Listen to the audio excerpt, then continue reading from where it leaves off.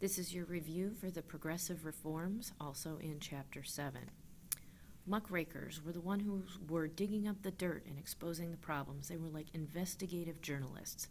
One to know was Lincoln Steffens, who wrote about political machines and corruption in the cities. Ida Tarbell exposed the Standard Oil Trust and focused on trying to break that up. Upton Sinclair wrote about the meatpacking industry and the gross stuff going on there, which brought about the Meat Inspection Act and the Pure Food and Drug Act, which created the FDA.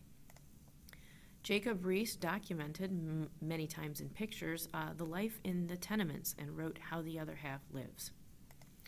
Lewis Hine was a photographer who focused quite a bit on child labor. This is one drawing from Thomas Nast, who is trying to expose the political corruption going on in New York City with Boss Tweed and the Tammany Ring. The caption is, "Who stole the people's money?" Everyone is pointing at someone else. They're blaming someone else for stealing the money.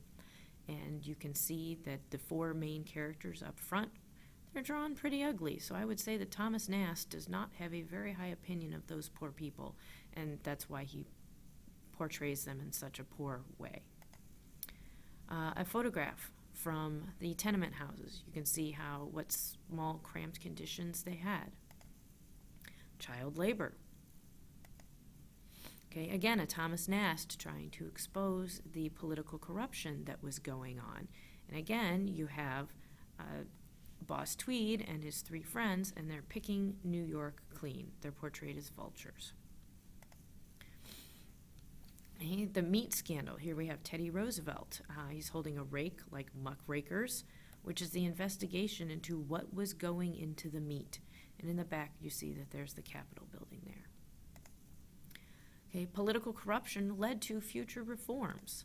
Civil service was created so that they weren't giving jobs to just their political friends, but rather you had to take a test.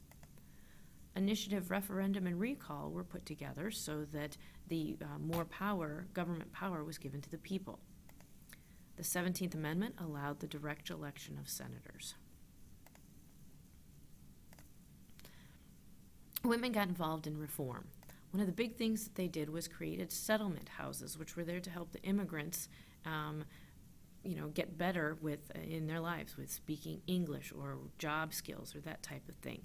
One of the most famous ones is, and our Chicago connection, is Jane Addams Hull House. They also created women's clubs, which focused on certain reforms, such as women voting and working with settlement houses and a lot of other things. And so they did work on women voting. That was women's suffrage. It was the right to vote. Okay? And that took time to pass, but eventually with the 19th Amendment, women were given the full right to vote. Women also participated in labor unions, trying to get better working conditions for women and children. And the Prohibition movement was the banning of alcohol, banning of the sale and transport and creation of alcohol. And this was the 18th Amendment. With this, we see that mostly the eastern areas were prohibiting women from voting. On the map, the states that are partially shaded allowed some suffrage, and the shades that are white allowed full suffrage for women. So you can see out west, they were pretty open-minded about having women with equal rights, Wyoming being the first in 1869. With this one, we see that women getting the right to vote, but this is someone who is probably against women getting the right to vote, because they're saying, look what would happen if you gave women the right to vote. They would go off to work while the men would have to stay home with the kids. Do you really want that? Okay. This obviously goes along with the issue of prohibition and the banning of alcohol. You do see the religious themes in there, where the banner says, "In the name of God and humanity." The figure on the horse is reminiscent of Joan of Arc, and it's like a crusade, and they're in there trying to break up the alcohol barrels. And who is this? Well, this is Carrie Nation, the famous and original barroom smasher who would take her axe into bars and break the alcohol bottles. Our progressive president, Teddy Roosevelt, was known as the Trust Buster, and under his presidency, we got the Meat Inspection Act and the Pure Food and Drug Act, and he was also very concerned about conservation and national park, creating national parks in the name of conservation, such as Yosemite. William Taft is known for the putting in place the 16th Amendment, the income tax. Okay. And Woodrow Wilson was also known for tariffs and banking reform. You can see in this one how previously Teddy Roosevelt, the owners, the trusts and monopolies are laughing at him, making fun of him. He doesn't have power. But once he becomes president and becomes known as a trust buster, we see an awful lot more power there. Right? This is showing Teddy Roosevelt as a gladiator or a lion tamer, and he's trying to tame these lions, and the lions are labeled beef trust, oil trust, steel trust. And you can see that the lions are coming out of Wall Street. And so that's probably saying that the lions are very strong, but the lion tamer or gladiator is going to take care of that.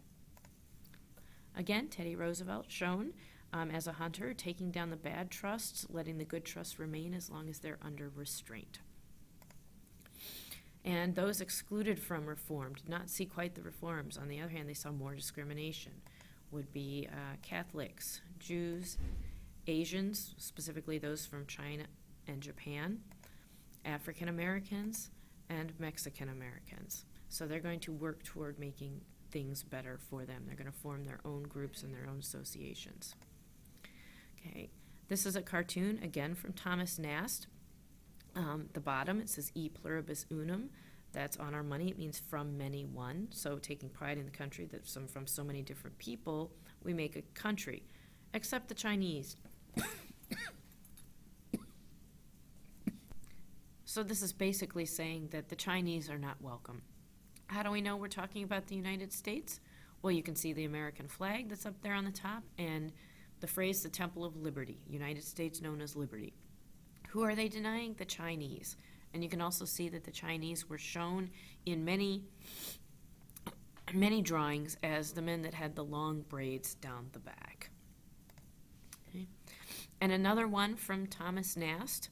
You can see up at the top you have the Liberty Tree, which says freedom for all.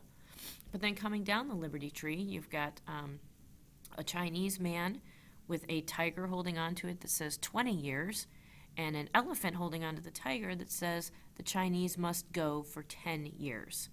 So basically, it says now both parties have something to hang on. So it's just saying that both the Republicans and the Democrats were pushing to limit Chinese immigration.